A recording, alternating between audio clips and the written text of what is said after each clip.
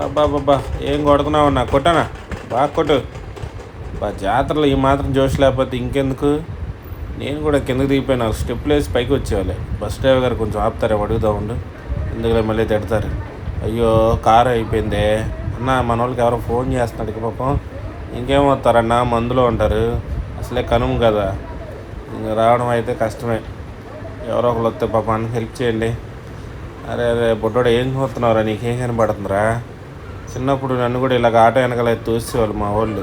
అప్పుడు మాత్రం భలే అనిపించేది, మొత్తం లోకం అంతా కనిపించేది. ఇప్పుడు చూస్తుంటే భలే విచిత్రంగా ఉంది. అబ్బబ్బో అక్కయ్యలు అందరూ బాగా కొనేసారు అయితే. అబ్బో పెద్ద షాపింగ్లే. అందరూ ఇప్పుడే బయలుదేరటమా. ఈ రామరపాడు అయితే ఇంత ఎప్పుడు ఇలాగే ఉంటుంది లేండి ట్రాఫిక్. ఈ జాతర మూలంగా ఇంకా ఎక్కువగా ఉంది. నేను విజయవాడలో ఉంటున్నా కానీ ఎప్పుడు ఈ జాతర మాత్రం మిస్ అయ్యానో నాకే అర్థం కావట్లా.